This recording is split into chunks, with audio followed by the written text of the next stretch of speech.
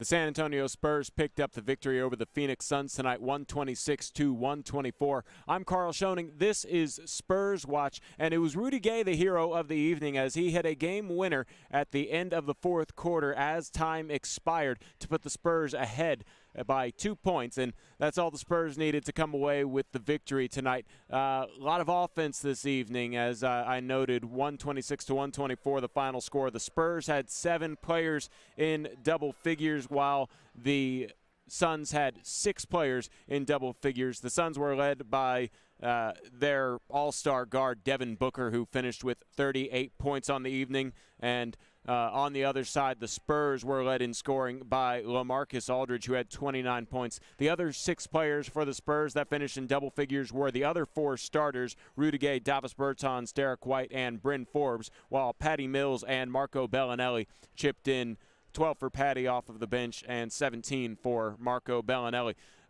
Really just kind of a crazy offensive evening for the Spurs and for the Suns. The Suns shot 60% from the field, and the Spurs' saving grace from that 60% field goal percentage was that the turnover rate was 18, and the Spurs capitalized by scoring 28 points off of those 18 turnovers. And on the other end, the Spurs did a good job taking care of the ball with only 11 turnovers on the evening, and the Suns only scoring 13 points off of those 11 turnovers.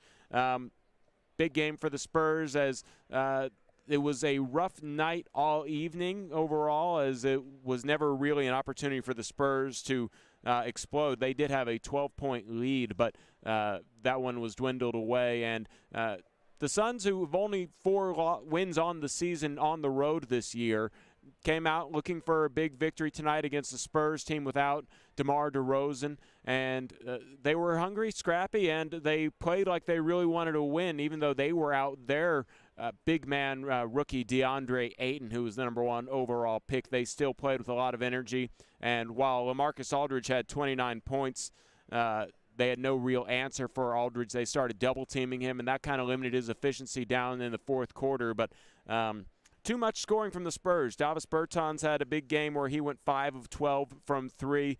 And also Bryn Forbes had a really big fourth quarter where he had 8 points, and he scored 8 straight on his own. That was a real big contribution for the Spurs. Next up, Thursday night against the Brooklyn Nets, a much-improved Brooklyn Nets team. Sean Marks has them playing well.